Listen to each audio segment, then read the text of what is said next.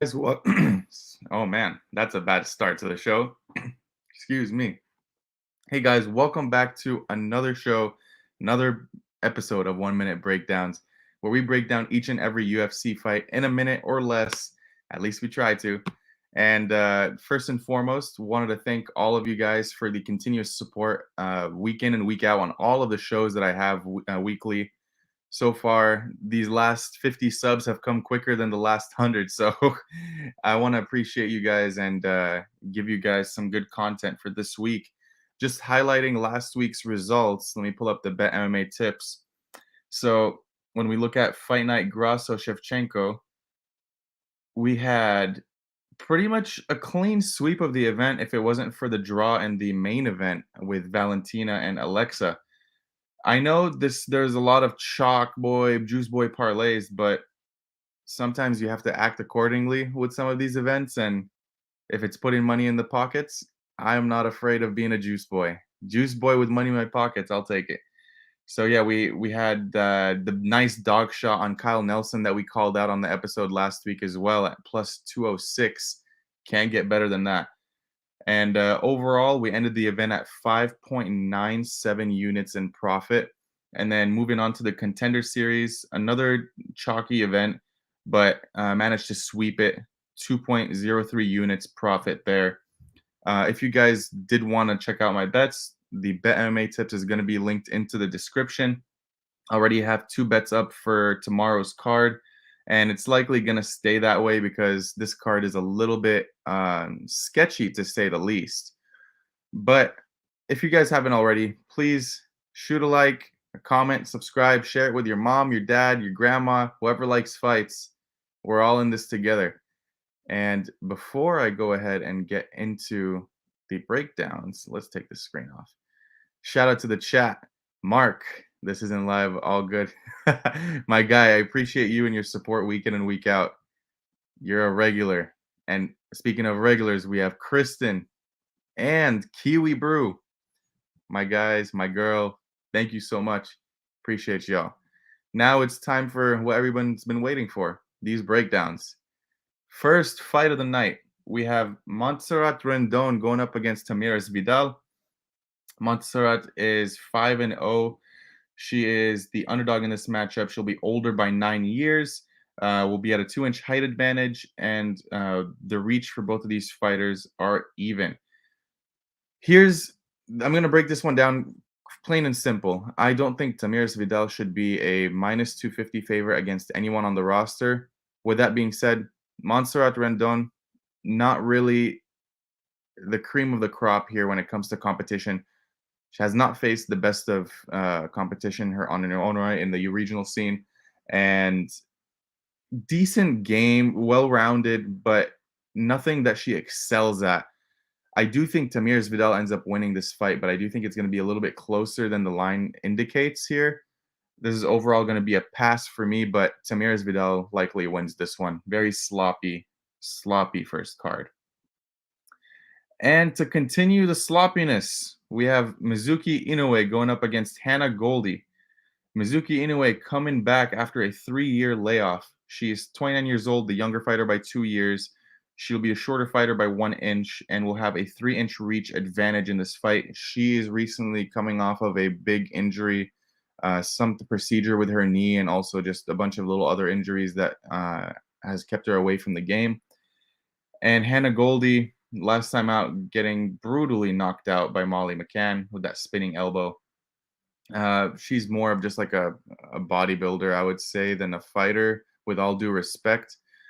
Skill set for Hannah Goldie is not really all that. She can land some power, but I think Mizuki Inoue is good here. But again, we have someone coming off of a 3-year layoff, priced at minus 3xx. I don't know if I want to put my money there. It's just not something that is profitable long term, especially when you're looking at layoffs and pretty big injuries with knees. So I'm going to have to pass on this one too. As Kristen is saying, sloppy WMMA all over this card, and I can't agree more. Yeah, it's horrible. Lou Betcha, my guy. I hope you're enjoying the cabin. If you guys haven't already, please subscribe to the MMA Engine. Great work from all the guys, Wheezy, Monk, Brady, and maybe Lou sometimes, He has a cup of coffee every here and there. My guy Easy, thank you so much for showing up. I appreciate you, my guy. Last time I put on a lady. Hey, it might not hurt to go to the bank and go to the well one more time here. Next up, we have the main event of the evening. Jake Collier going up against Muhammad Usman. Just kidding. Jake Collier is going to be, or actually, both fighters are 34. He'll be the taller fighter by 1 inch, and he will have a half-inch reach disadvantage in this fight. And yeah, Muhammad Usman, I have a lot of things to say about this guy. Muhammad Usman is a fighter that we really don't know much about. This guy's skill set is very poor in terms of the striking. In terms of the wrestling, sure, he might be able to land a takedown or two, but it's not the most technical way at all. If you look at the tape, he pretty much just uses all of the muscle and athleticism that he has to get these takedowns, and that's usually what exerts the most energy and tires people out. On the other hand, you see Jake Collier, not the most inspiring performances in his last three. Obviously, three-fight losing streak for him. Against Barnett, had him dead to rights, gassed himself out going for the finish, and wound up getting finished himself. And the Arlovsky fight, we all know that Collier probably won that fight, but the judges did him pretty dirty with that split. And last time out against Budai, lost a decision, and that is not aging horribly. That's a really, I'm not going to say a good loss because I'm trying to not overrate losses here anymore. But Budai is a good fighter, and I think Budai is going to go far in this division. But again, it still happens. 3-fight losing streak. Collier showed up the lightest he's ever shown up to the scales since the COVID incident. I think Jake Collier wins this matchup pretty handedly here. Probably gets Mo Usman out within 2 rounds. So give me Jake Collier. Next up, we have Jacob Malkoon going up against Cody Brundage. Jacob Malkoon, the return of Jacob Malkoon. He's been gone for 10 months, which is quite a while. He'll be the younger fighter by a year. He'll be the shorter fighter by 3 inches and will have a 1-inch reach advantage in this spot. Jacob Malkoon is a big favorite, and I'm scratching my head here just a little bit because Jacob Malkoon, yeah, we get it. We know that he's a solid minute winner when it comes to like taking people down and grinding them out, wet blanketing them, and winning these minutes and staying out of danger. But as long as his fight is on the feet, I fear for his chin because he's been dropped multiple times. And on the feet, he really just has the jab. And Cody, on the other hand, I understand 3-fight losing streak here, and hasn't really shown the best fight IQ, which could be frustrating. But the man has power, and I do think he could get this done. As long as this is on the feet, I think Cody has a chance. And as long as he doesn't pull guillotine, I think he has a chance. Jacob Malkoon is some guy that is very capable of getting guillotined, though. That's the issue. He shoots a lot. Most of his takedowns are shot with the outside head single, and that is just a recipe for disaster when it comes to guillotines. Like, you can get yourself into guillotines left and right. With all that being said, I do think Malkoon still ends up winning this fight, but I'm not writing Cody off in this matchup, even as a plus 500-600 underdog, because he still has that puncher's chance, and Malkoon's chin is shown to be flaky at times. So yeah, he's not a fighter I want to trust at minus 700. Next up, we have Tim Means going up against Andre Filio. Tim Means, the older fighter by 10 years, the taller fighter by 2 inches, and will have a 1-inch reach advantage in this spot. Both of these fighters on 3-fight losing streaks. A lot of losing streaks in this card. And the one thing that sets these fighters apart is that Tim Means is 39 years old, and he's at the tail end of his career. His durability is kind of shot. But when you look at the other side of the screen, you see Andre Fialho, who, again, durability shot, even at 29. But who is the much cleaner boxer in this matchup? It's going to be Fialho. Who's the much more technical boxer? It's going to be Fialho. And who's the more powerful guy? It's going to be Fialho.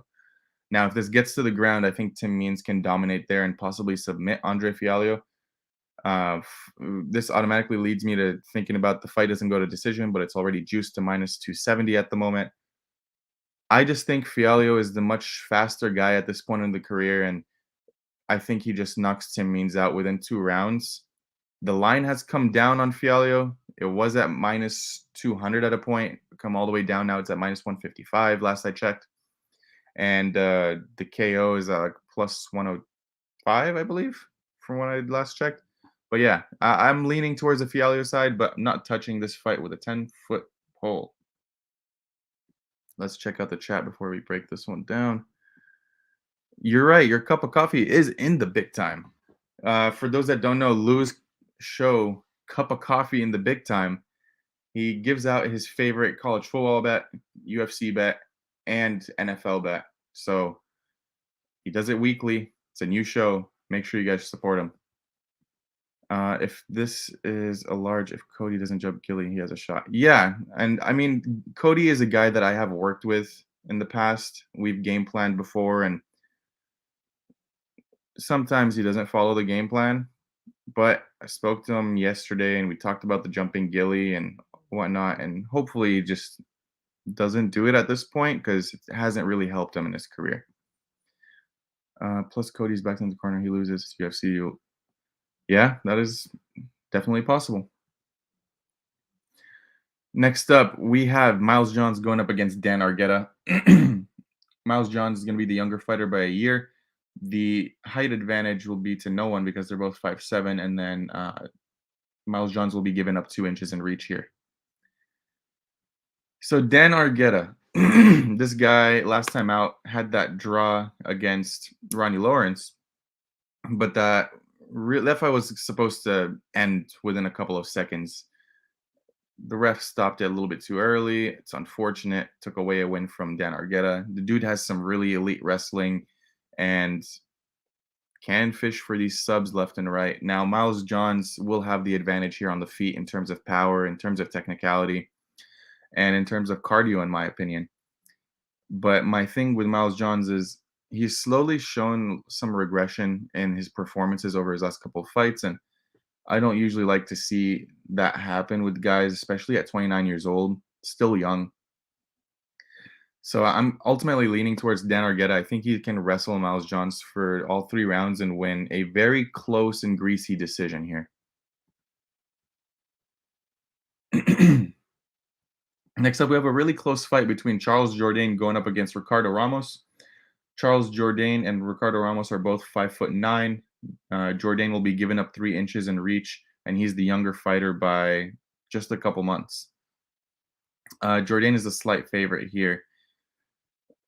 Here's the thing with Jourdain. This guy gets taken down a lot and easily, but he's quote-unquote a black belt, not sure from where. Ricardo Ramos hasn't really gotten too many subs in his career, but I think he can get these takedowns and find some control time on the ground. As long as this is on the feet, I think Jourdain wins. But Ricardo Ramos has those sneaky strikes like that spinning back elbow that he's landed in his last fight to get that knockout. But strength of schedule, I'm definitely going to have to lean to Jourdain. I mean, if you look at the last couple of fights, sure, Kron Gacy, you can write that off. But Nathaniel Wood, Shane Burgos, Lando Venata, and then with Ramos, Danny Chavez, Zubaira, sure. Bill Algeo, okay. And Lerone Murphy, who has been up and down. I'm going to have to give it to Jourdain here. As long as he's able to keep this on the feet, I predict that Jourdain wins this fight and really puts a pace on Ramos here. He also gave some really insightful stuff in his media day, so I would check that out. Next up, we have Brian Battle going up against AJ Fletcher. And man, do we have a massive reach advantage in this one. Brian Battle will have a 10-inch reach advantage at welterweight, something that's almost unseen. He'll be the taller fighter by 2 inches. And Brian Battle is the older fighter by 3 years here. So you look at this fight, Brian Battle's biggest weakness is his takedown defense and his get-up game. AJ Fletcher, although he's not primarily a wrestler, he's not sorry, he doesn't have a wrestling background. He can wrestle, he can land these takedowns, and he can get some control time here. I think that's the only way he wins this fight is if he gets rattled down to the ground. And he can land some massive ground and pound. Like this guy has some pretty damaging shots from the top position. And Brian Battle, I think people are overblowing his power in this matchup. I get it. Last time out, he knocked Gabriel out cold, who was once regarded as one of the more durable fighters in the division. But he went out there and really just went full mongoloid and didn't care for his durability and didn't care for his chin or, quite frankly, that win. And we saw in that, and no way am I comparing AJ Fletcher to Renat Fakhretdinov, but we saw against that in that fight against Renat, Brian Battle did not have any answer for the wrestling, nothing, and that's a bad look. And I'm just gonna have to go with the more upside that I could see winning the fight, which is the wrestling. I'm gonna have to lean towards AJ Fletcher here, even the AJ Fletcher plus 3.5. I think that hits at a pretty high clip because AJ Fletcher is the guy that goes out there and usually wins first rounds before he tends to gas out. So give me AJ Fletcher in this matchup. Best bet being the AJ Fletcher plus 3.5. Next up, we have Marina Rodriguez going up against Michelle Waterson Gomez. This is the rematch. I don't know why they're rematching. Marina handedly beat her on short notice, flying from Brazil. But here we are again. Marina Rodriguez, the younger fighter by a year, the taller fighter by 3 inches, and will have a 3-inch reach advantage. I think this is just going to be a repeat of the first fight. Marina Rodriguez cleans her up in a more educated manner and more disciplined manner now that she has a full camp. And I think she's a valuable parlay piece. That's all I'm going to give on this one. Nice and quick. Co-main event, we have Bryce Mitchell going up against Dan Ige. Bryce Mitchell is the younger fighter by 4 years. He's a taller fighter by 3 inches and will be giving up a 1-inch reach advantage in this fight. So we all know what Bryce Mitchell wants to go out there and do, and he wants to go out there and wrestle these guys and hunt these submissions. And he's very powerful at the wrestling, has good entries, but when it's on the feet, he's a defensive liability. We saw against Ilya Tupuria, he was lighting Bryce Mitchell up. And Dan Ige, I think, can perform at the similar level. But the issue with Dan Ige is once he gets taken down, it's just he doesn't really get back up. 56% takedown defense, not inspiring going up against a guy like Mitchell here. And I think Mitchell is going to be landing these takedowns at will every round. But we'll have some hairy moments in the striking. I think Dan Ige might be able to knock him down once. But ultimately, I think Bryce Mitchell comes away with the victory. I think he covers his price tag in this spot, even though he probably gets knocked down. But yeah, give me Bryce Mitchell. And last but not least, we have the main event. Rafael Fiziev going up against Mateusz Gamrot. Fiziev is the younger fighter by 2 years. He's a shorter fighter by 2 inches and will have a 1-inch reach advantage, fighting out of Tiger Muay Thai and Kill Cliff in this camp. Mateusz Gamrot fighting out of American Top Team. So there's a couple of ways you can target this one. So we know that, and if you don't know this, please watch the tape. Rafael Fiziev is the much better striker by a mile. And Mateusz Gamrot is going to be the wrestler in this matchup. It's a striker versus grappler matchup. And I'm going to go a little bit more long-winded with this one, so be prepared. I think you can target this in multiple different ways. I know some people that might target Fiziev pre-fight, and then if he's getting up to a bigger favorite number by round 3, then they'll arb out and guarantee money because Fiziev's cardio is quote-unquote not that good. You can target it in a point of just going Fiziev money line or Gamrot money line pre-fight and just roll in that way. Or you can target the over-under. If you think Fiziev is winning this fight, you can take the under 4.5, get a better price than the money line. If you think it's going over, you can just go with the Gamrot money line. Some people just really don't give Fiziev any decision equity. What I see happening is I think Fiziev is going to be able to stop the takedowns early and often. and really land some damaging shots on Gamrot. And there's a tweet that I released, I believe it's Thursday, where I mentioned the judging criteria slowly shifting away from these control-based grapplers who don't do any damage. And we've seen it time and time again. These fighters tend to lose these rounds, even though they win 3 minutes and 30 seconds on the ground control time and some light strikes. In the last minute and a half, they get lit up on the feet and it sways the round. And I think this is a perfect scenario, and I think it lined up for this. That tweet lined up the main event perfectly for me. I think Fiziev is going to be landing the more damaging shots here. I think he's going to hurt Gamrot early. He's been dropped in his last couple of fights. And I think Fiziev is probably going to drop him and really hurt him and compromise him to where Gamrot's cardio might look a little shot and he might be shooting a little bit sloppy come the later rounds, similar to the RDA performance. I really think that Fiziev is in the next level of the lightweight division. And he arguably won that fight against Justin Gaethje. Yeah, all signs for me point to Fiziev here. I don't think the grappling from Gamrot's going to be enough, and Fiziev has shown a pretty good get-up game, unless it's in the later rounds. We saw against RDA. RDA landed that late takedown and pretty much won the round. But other than that, Fiziev was washing him clean. He went 4 for 16 in takedowns in that fight. And that's RDA, guys. RDA is a pretty decent wrestler, but he approaches the wrestling differently. Mateusz Gamrot is someone that really has a different type of wrestling where he goes for these single legs, but low single legs, which you don't really see in MMA, and it's shown to be successful for him. But very, very fun matchup here. I'm really looking forward to it, and I do think that Fiziev might be able to get this guy out of there within 3 rounds. So give me Rafael Fiziev as the pick. I do see Ataman getting the victory here and getting back into the top 5 of the lightweight division at some point. Let's check out the chat. Yep, damage is key. Ige's damage could be key here, but the thing is, Bryce does land some good ground and pound. I'll give him that. Yeah, it could be very linear when it comes to the striker versus grappler and the main event. I could see that happen, and that's happened before, so I'm not writing that off completely. I hope 50K knocks some sense into that. That's too funny. I just watched that interview with Michael Bisping and Anthony Smith. Michael Bisping, do you believe that we have evolved from monkeys? My favorite under on this card is none. I don't really like any unders on this card. It's a very, very, very tricky card for totals. I think most fights tend to go to decision.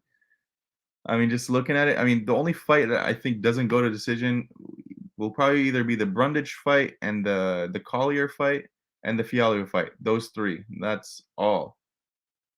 Everything else I really see going to decision unless Fiziev knocks out Gamrot early. My brother Fight Talk, thank you for showing up. I appreciate you. Kind of agree. This can get the finish early if it goes longer. Yeah, Gamrot by decision isn't a bad look. You can play both fighters by decision. You could play Gamrot decision, Fiziev ITD, or Fiziev knockout, because he's probably not going to go for a sub. Thank you, Kristen. Thank you for popping on. Thank you so much. But yeah, guys, that is the end of the card. If you guys have any questions, my DMs are always open. I always reply no matter what. As long as it's not some stupid shit, I will answer. Other than that, until next week, I will see y'all later. Let's make some money tomorrow and good luck. Peace.